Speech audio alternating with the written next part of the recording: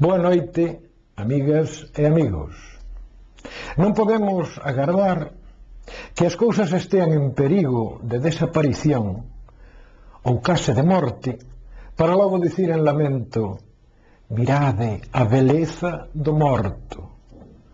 Non, pero bueno, este non é o caso. E así falo da cultura nosa, estradense, no noso concello, vila e parroquias, pois a nosa cultura é fermosa sen estar morta.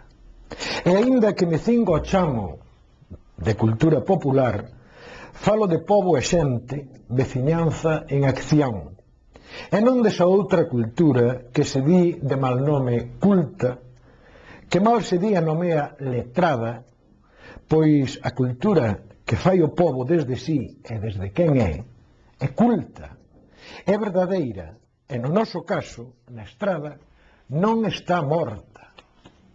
A cultura popular na estrada, en boa maneira, vai animada, vai elaborada en colo de azucre de nai e de pai, de aboa, de avó, a sabor de lingua nosa, a galega, con explicación do que é, para a comprensión de calquera. Pois, amigas e amigos, a cultura non se pode mirar desde unha concepción clasista, aristocrática.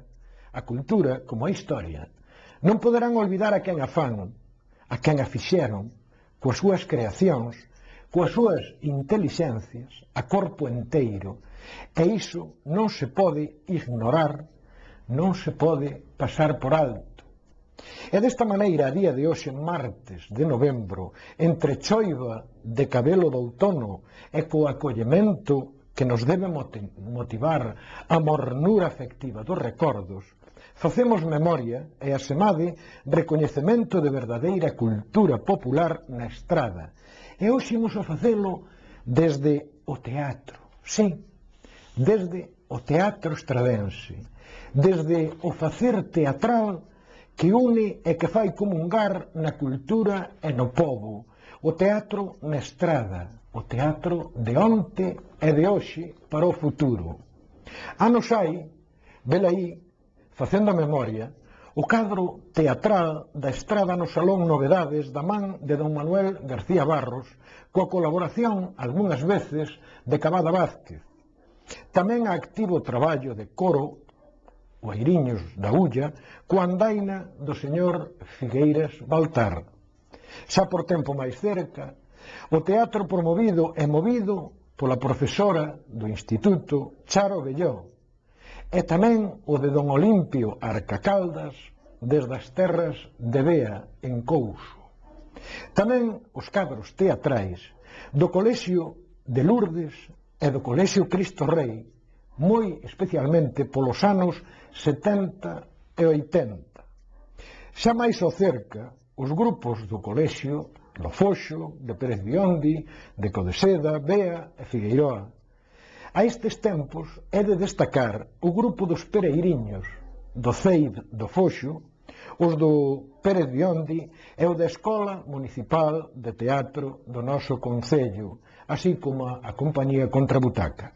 Pero quero facer un acento especial a dúas propostas veciñais a oír do teatro en irmandade de proxecto e de traxecto. Por un lado, o grupo de teatro do Arazo, coas súas xornadas de participación e animación, e polo outro, o grupo de Callobre, Disque Din, un verdadeiro encontro e taller obradoiro da palabra propia para unha intención de cultura popular a través do teatro.